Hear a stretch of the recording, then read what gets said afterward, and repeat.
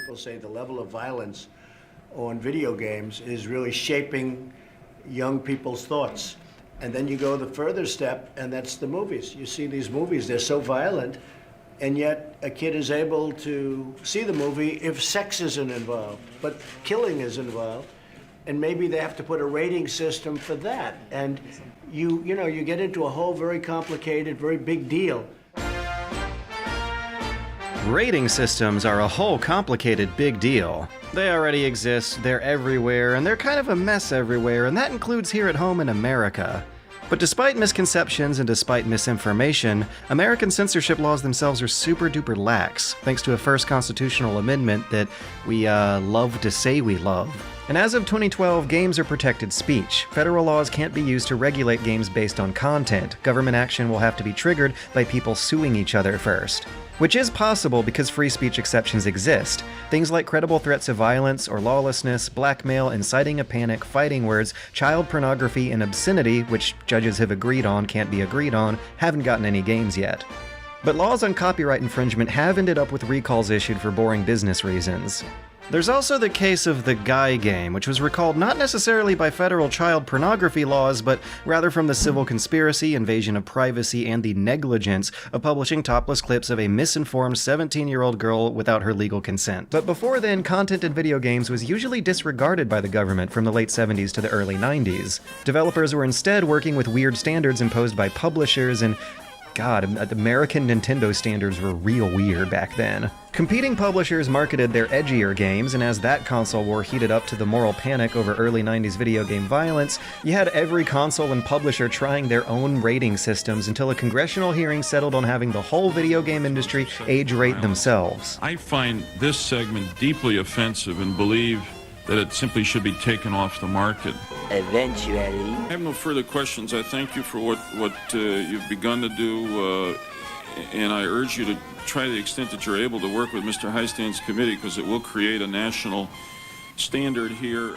So it's not against the law to publish nor sell a minor an adult video game, it's just against most major store policies. Industry self-regulation also means that in the event they get it wrong and there's a big scandal about someone getting in trouble, the punishment doesn't come from the government, but rather lawsuits from parents or shareholders. So despite America's freedoms for content publishing, the ESRB's punishment for misrating a game is actually a lot more expensive than what the other countries do to enforce them. And though enforced by companies rather than the government, there was a certain kind of oppressiveness in this system, with all major console manufacturers and retailers participating in their own blanket ban of AO-rated games, which was less of a problem of forces rounding up and banning AO video games than it was AO video games just never really existing in the first place. Even today, the rating is barely ever used, even for the adult video games that have now become a small cottage industry. After all, why would they? It costs time and a hell of a lot of money, and if they're PC indies, they don't gotta meet publisher nor retailer policies. So all of that brings me to my own complicated and inconclusive opinion about the usefulness of the ESRB, whose enforcement, in my experience as a kid,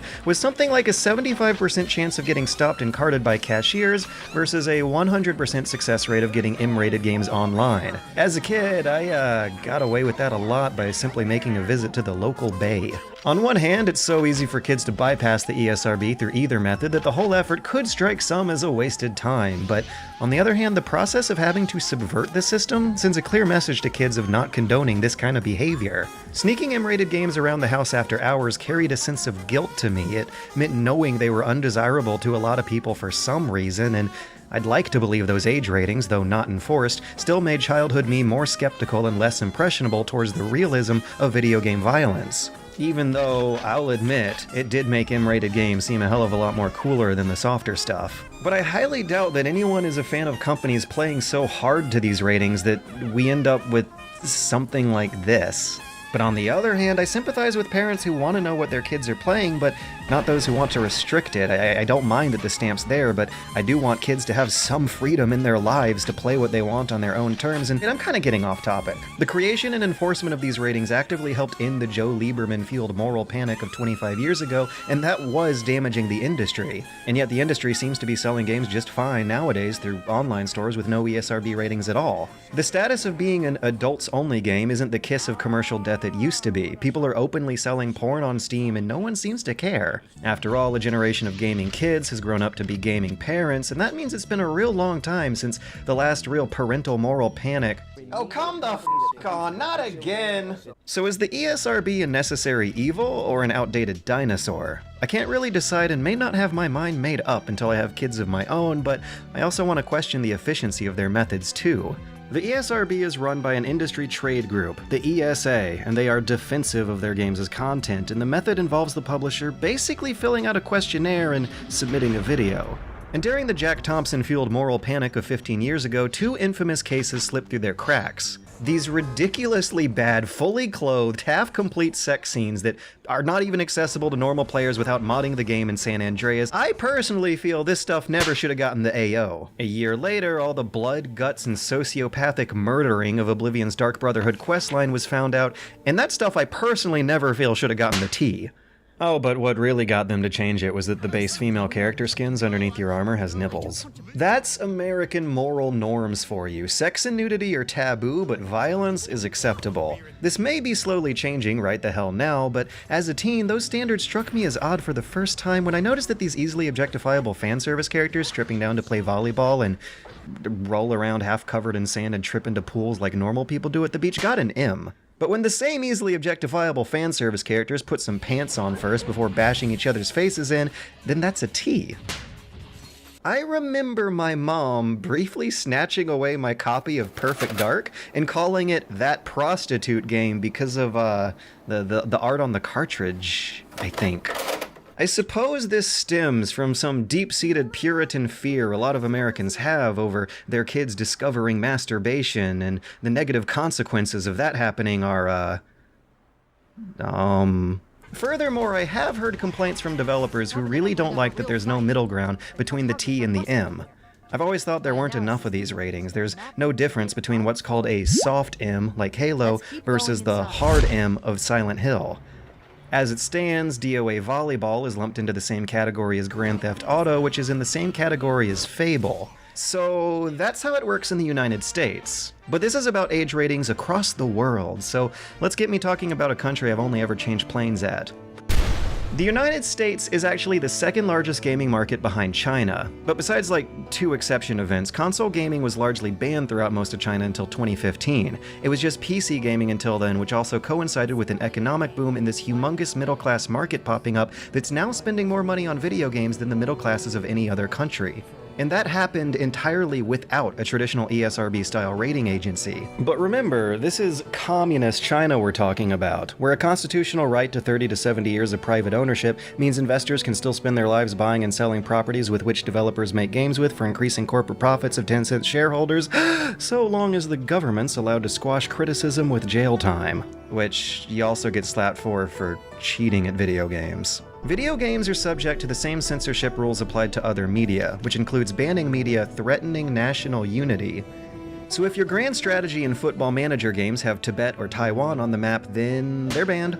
Threatening socialist core values, one of which is harmony, is the basis by which any realistic violence can be all the grounds they need for banning and censoring something that becomes too popular.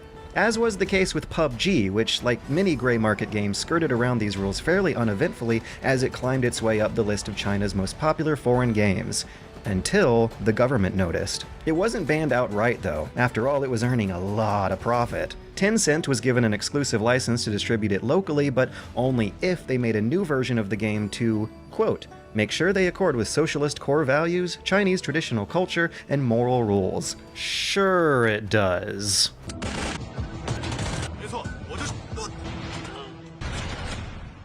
The PC version hasn't gotten the malarkey Marxism patch yet, but they did make an official Chinese mobile version, where we can see that the red blood has been removed and the decaying Soviet ruins of the map are shiny and new again, while its competing knockoffs draped the game's cityscapes in red banners spouting red propaganda. Most companies would rather play it safe than sorry, and this results in one unique oddity of self-censorship. Skeletons were infamously missing from a lot of Chinese versions of foreign games, squeezed out by distributors being very liberal with what they were airbrushing out. World of Warcraft's Chinese publisher, The Nine, swapped in some balloon animal skeletons in 2007, but the one system that does resemble age ratings are still a notch more extreme. Anti-addiction youth curfews. Specific games, the most popular ones people notice at least, will have time limits and time curfews installed for underage players. Domestic mega hit Honor of Kings has one of these implemented, where 12 to 14-year-olds get 1 hour per day and 14 to 18-year-olds get 2. According to English language news, this change isn't directly imposed by the state, but rather prodded by 2 state-sponsored forces. By state universities, when Professor Tao Hong Kai declared League of Legends an opium game, and state-run news media, the People's Daily and then the Xinhua News Agency, blasting video games for the usual complaints of commodifying violence and making kids angry. In response, Tencent said, quote, "There are no rules to prevent indulgence in mobile games in China, but we decided to be the first to try to dispel parental worries by limiting playtime and forcing children to log off. And thus, you need either your government ID or a registered smartphone to download games. Age verification is checked when you fill in gaming accounts on the most popular online stores." Yeah, imagine needing to hand over your phone and your passport number to Steam. But all of this doesn't mean that China's gaming market is a dystopia. The middle class are playing more or less the same kinds of games on the same kinds of equipment as the rest of us, but they gotta do it underneath a couple extra rules in place when they're not gaming with bootlegs on the gray market. And neither forces have evidently slowed the growth of their industry down. Like I said earlier, right now China is number 1. So as it grows, expect the possibility of playing uncensored AAA Chinese games released in the West. That is, if their AAA market somehow ends up working similarly to Japan's. Among these Asian countries where esports and arcades are more mainstream, none should be a greater foil to moral panic hysteria than Japan, where some of the world's lowest crime statistics coexist with the world's 3rd largest gaming market, which has solidified this hobby as normal mainstream entertainment. However, this doesn't mean they're off the hook. Games in Japan may have grown up faster than they did in the West, with adult-oriented content slipping through Nintendo's censorship and hitting the market something like a decade before that started happening in the States. So they have us beat a few years when it comes to rating games too. By 2 years and a lot of culture shock. Japan rated video game porn before they rated video game violence, with the EOCS agency, the real prototype for a games rating group, appearing in 1992 to rate PC games as either a G for everyone, a soft M for older teenagers, or just straight up porn with no middle ground. Cero was formed for console gaming in 2002 in a similar way to how the ESRB was formed, with the exception that the sale of games rated 18+ actually are banned for sale to children. Add to that the notion that Cero's lettering scheme confuses me more than the ESRB's. Ratings are now, like, school grades instead of stages of a kid's maturity? But you jump from A, B, C, and D all the way to Z. It has one good thing going for it, though. The Cero C rating for ages 15 and up represents that soft M category that I've heard American developers begging for. I've been told retailers aren't super strict about carding for the ratings below 17, so the Monster Hunter games, which get a Cero C, probably thanks to their red blood effects, can still be a popular franchise with the kids. Mario Odyssey got a B for ages 12+. Mario is now apparently for Japanese kids 2 years older than American kids because somewhere in that game someone's holding a gun or a knife and I can't remember who. Are they talking about these tank monsters? Are they talking about these magic swords that fall from an unknown place in the sky? So Japan's tolerance for both sex and violence is something that I bet only seems higher than the rest of the world to an outside viewer. Cero's tolerance for them is actually far lower than the other rating agencies. Violence is weighed heavily, as seen over the entire series of Resident Evil games, getting Japanese versions with less blood and gore. And while Halo does get that 15+ soft M rating that's missing in the States, you still got Fable landing an even harsher rating for ages 18 and up. In fact, a lot of Western games get that, and that's their equivalent to the AO. Something in them is taboo. It's dismemberment and decapitation, even the cartoony comical kind in Fable, that unsettles the Cero the most. And there's a long list of games altered to look away whenever body parts become severed from bodies. In fact, the Japanese version of Resident Evil 7 Grotesque version, as a Cero Z title, was still less gory than the normal, unaltered, M-rated American version. Admittedly, the vast majority of Cero Z-rated games are violent Western imports with a hard M who couldn't be bothered to change things that much. Their 18+ rating isn't the same retail kiss of death over there, though, that it is here. A lot of retailers will still carry them, but they don't like doing it since they're not allowed to advertise them. Furthermore, Japan's commodification of sexual innuendo and implied nudity is so celebrated to the point that it's become a national stereotype, but actual nudity isn't allowed at all under Sero. If you've ever wondered why you get a way better view of your romance interests in Western RPGs but not from Japanese ones, even though Japanese PC games just go straight to the pixelated genitals, it's because Sero still has yet to free the nipple. Sero's process involves 3 evaluators, all required to be unaffiliated with the game industry, to call content like they see it based on 30 hours of training rating previous games, and this board seems to weigh sexual content far lighter than the ESRB does. And it also accounts for how Japanese doesn't have real swear words like English does. So take the Persona series, for example. You got bloodless fantasy combat, but the suicidal and sexual adult themes with spicy language, when translated to English at least, was still not enough to push them past the B rating for ages 12 and up. When it got translated and brought overseas, though, it got an M rating for ages 17 and up. So, while on average Sero may be more strict than the ESRB in the States, it's not as strict towards domestic content that knows the culture better. But that's still less strict than China, which, believe it or not, is still less strict than Germany, which is the 4th biggest gaming market despite having what are easily the weirdest rules on this list. Australia got lucky. Okay, so, in 1954, with memories of Nazism and war still fresh on the mind, West Germany instituted the Federal Department for Writings Harmful to Young Persons, effectively banning media that glorified death and violence all the way into the 80s, where some retro video games like River Raid remained banned until 2002. Well, banned from being advertised and sold to anyone under 18. You had to ask for it behind the counter. It was pretty much an AO, which means developers succumbed. There were a lot of blacklisted games like that throughout the 2000s that could only be dealt from Germany's seediest corners. In the meantime, blood was recolored, human enemies were told to be robot enemies, gore was turned into confetti, and Nazis were turned into schmazis based on another bit of bureaucracy. Section 86 of their criminal code, which prohibits distributing propaganda containing imagery belonging to the unconstitutional party, and we all know which one that is. Whether or not any depiction of Nazis, even as enemy villains, was going to count as distributing propaganda was a risk most developers weren't willing to make after Wolfenstein 3D got banned and Call of Duty got recalled. Guten Tag, Herr Jones. Thanks to film's legal protections, Indiana Jones was able to punch Nazis in the German versions of his movies, but not in the German versions of those games. In the meanwhile, parental concern over video game violence and its relationship to school shootings is even more heated in Germany than it is in the States. They wasted no time forming the USK as their own ratings board in 1994, just as the ESRB was being established. The USK is also industry-run, but unlike the ESRB, they're held accountable by the government. They're judging games against the country's own criminal code, and selling minors adult-rated video games is punishable by 50,000 euros. A USK rating is a sovereign administrative act, which carries very real legal consequences. Further troubling the system is the fact that hysteria over video game violence has continued into the 2010s there, to the point where tabloids have coined a word for them. Killerspiel. Killer games. Panics over video game violence regularly occur for the same damn reason they happen in the States: school shootings. But legal protections for uncensored video games are steadily coming into Germany. For starters, in 2008, the German Cultural Council ruled that video games could finally be considered Kulturgut, aka protected works of cultural art, like Indiana Jones movies. So as of 10 years ago, video games are no longer toys in Germany. And that also coincided with an effort to overhaul the USK's rating procedure into something a lot more fair. And nowadays, it's a rating process that I actually kinda like?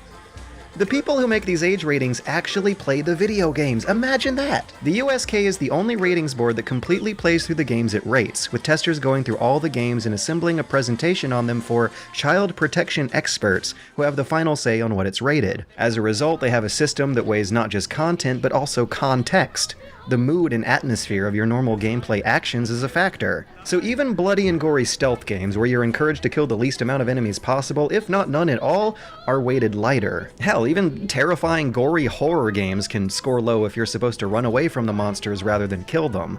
The entire crowds of bloody zombies that you kill in Dead Rising 4 earned it an 18+ rating, even though that was still the first game in that series to make it over to Germany. But Splinter Cell, Halo, and even Alien Isolation all share the same 16+ rating, 1 year lower than the ESRB equivalent for the same games. And for that matter, they've lightened way the hell up on rules about blood and gore. There's not a lot of turning death animations into sleeping animations for robot humanoids that spew out spare parts.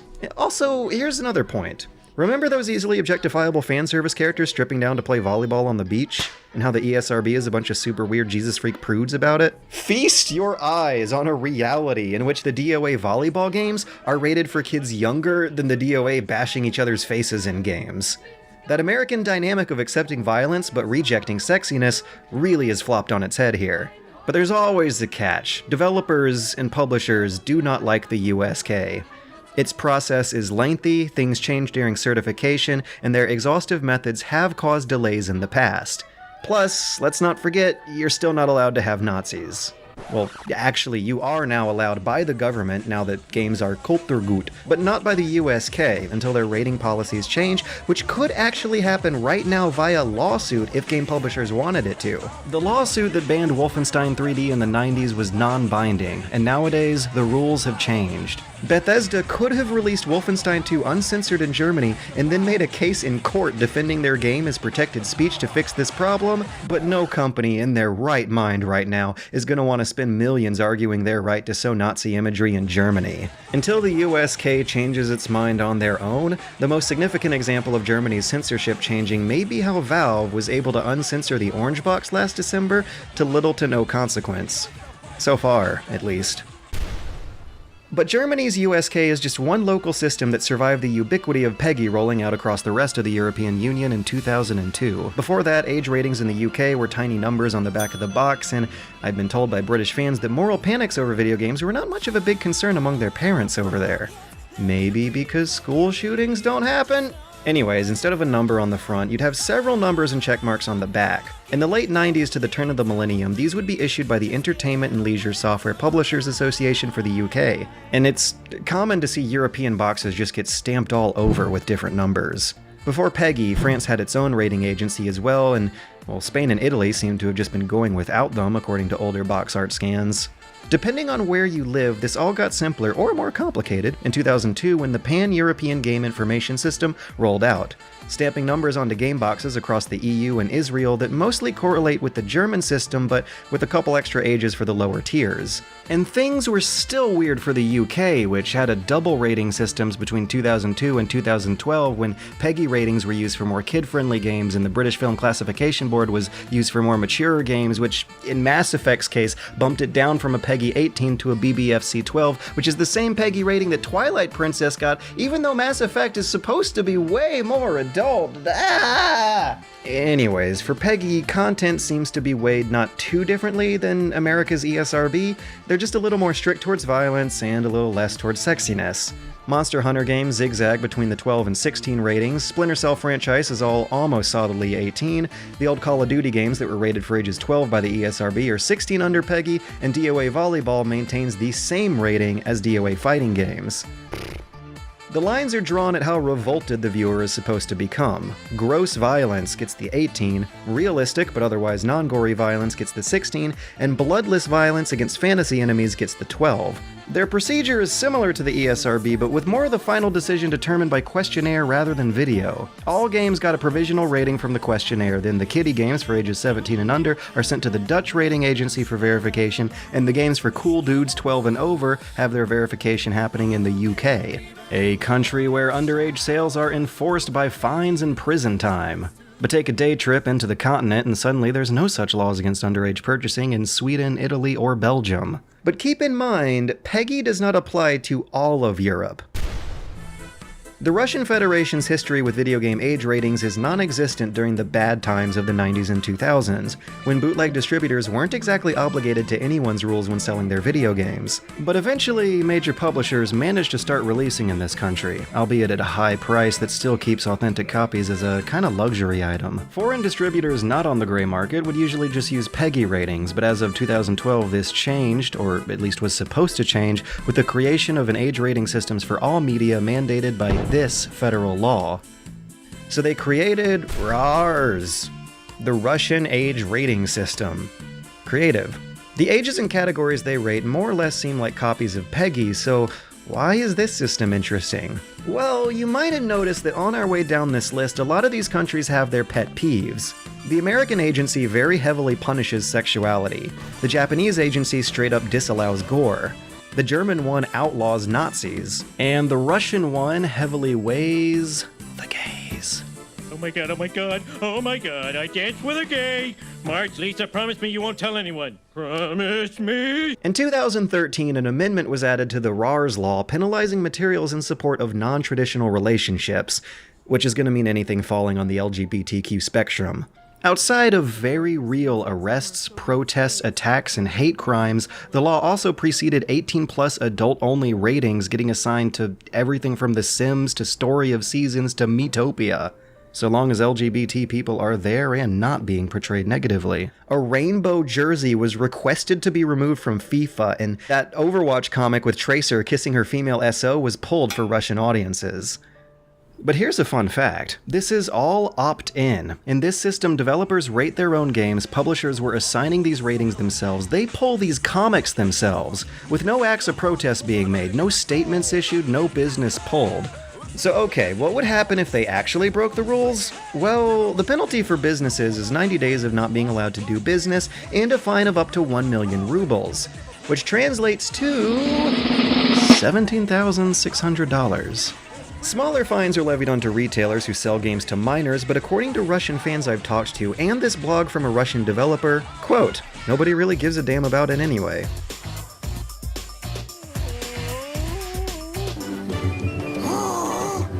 Hey, look, it's a stripper from the kids' show.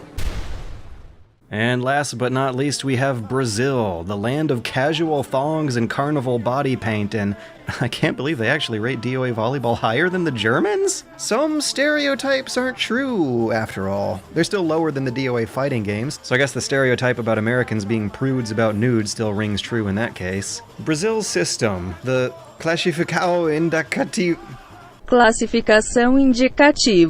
Once again, more or less parrots Peggy, except this time they're applied to movies too. But for games, ratings are mostly the same as they are in the rest of the world. Just think of whatever a game would get under the ESRB, but give it a bump up for violence and a bump down for sex as determined by self-submitted questionnaire and video. And just like in Russia, officially released video games are still so expensive that the gray market is a more attractive option for your average Brazilian gamer. One of which told me that this stuff is all super easy to bypass if you just buy unrated games online, even though selling unrated games online is supposed to be illegal. So what's interesting about this system? Like with every system, it's got its own unique cultural oddities.